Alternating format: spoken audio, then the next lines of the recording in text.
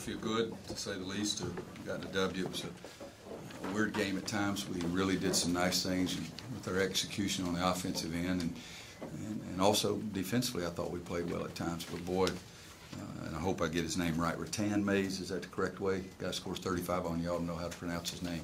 Is that correct? Is anybody from Florida here? Rattan Mays.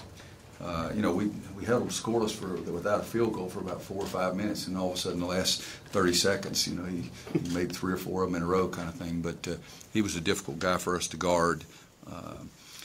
Sometimes he'd come off the screen, and the big guy'd be there, and the next time he would refuse the screen and beat our defender back to the basket, and we didn't do a good job of getting back and helping the helper. But you know, I think that I was happy, proud of Bryce. Bryce's back was bothering me even in warm-ups. I told him I wish it'd bother him in warm-ups all the time if he's going to get 18 and 14, but I was worried about him.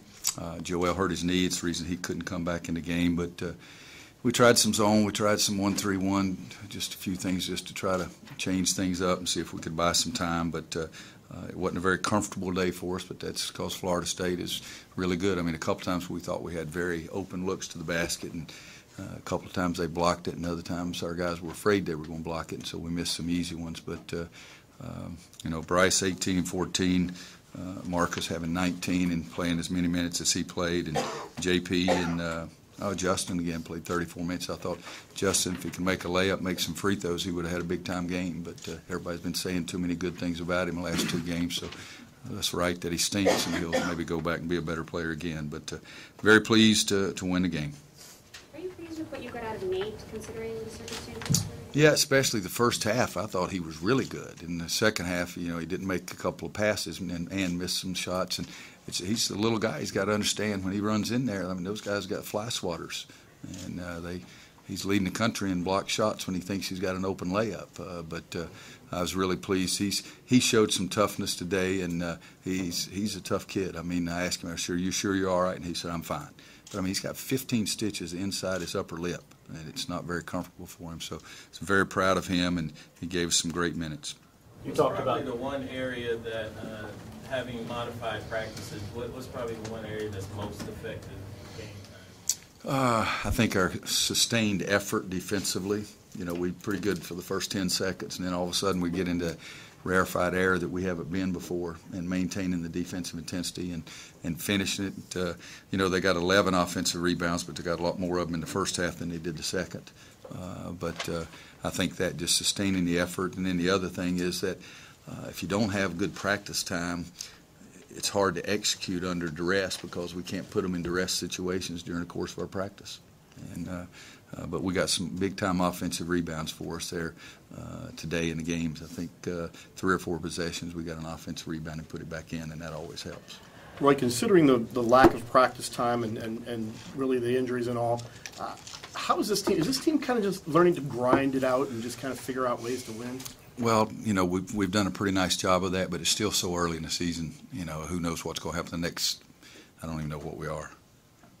6-7, so we got 11 more ACC games, and if you're not going to grind it out in this league, you're going to get your tail beat. But I have been impressed by they don't jabber at each other when somebody makes a mistake. They stick their head back and say, all right, let's go, pick him up, and at the same time we keep trying.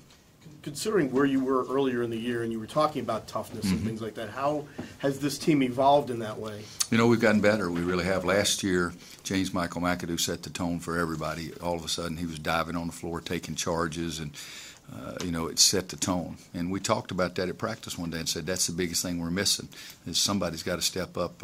I believe in that old saying, one man makes a majority. If he'll step up, everybody will follow. Now, tonight we had several opportunities to take a charge, and we ain't gotten one yet. But we're going to get one next game. I think we'll get one next game.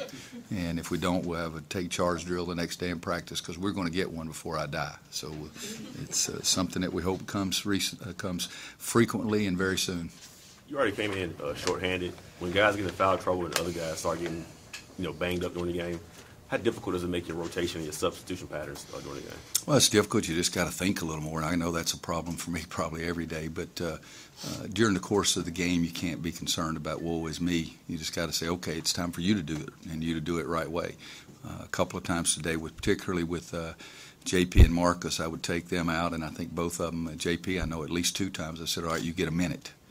and that was it. So just trying to get it and trying to get them a minute around the TV. If you get a timeout pretty close and you've given them a minute break, you've got a half-hour break as long as the timeouts are, so you should be ready when you come back in.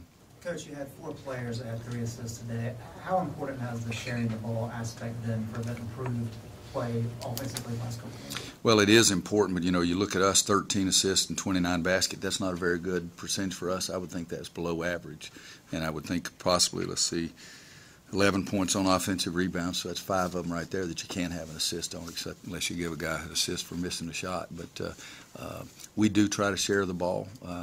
Tonight, a couple of times we should have given it up sooner, and 2 times on the break in the first half, we throw it off a guy's foot one time. And I mean, Kennedy's in the middle. We practice him in the middle of the fast break every day, every single day. I've never had a practice we don't put a big guy in the middle of the court and let him handle the ball. So do the simple thing, and it can help you. But we are an unselfish team, and 13-5 I like. I really like 5 turnovers.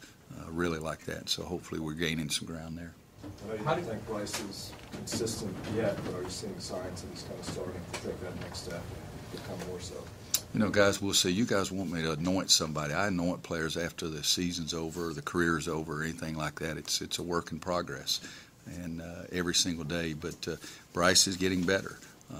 His toughness, I think, today was maybe one of the best games he's had because he's hurting. But, no, I am not ready to put him or Kennedy with Tyler Hansbrough or John Henson or Tyler Zeller. And, no, you guys, you got a job to do. You can write what you want, but he's nowhere close to where I think he can be. How do guys kind of What's that? I mean, I'm saying he's nowhere close to where, but it is every other day. You guys, boy, aren't they doing well? No, they're not. Their defense stinks. When they start playing great defense, then I'll anoint them also. Do you think they was going to step forward like James Michael did last year in practices or anything? Did I see anybody that has? Yeah. Like Andrew's talking about Bryce. What play do you think I liked more than any play that Bryce made in the game? He dove on the floor. He didn't call the Constitution or get on Twitter and ask his followers if he should dive on this possession. He dove on the daggum floor and it got us an extra possession and we scored. And it was a pretty good significant move.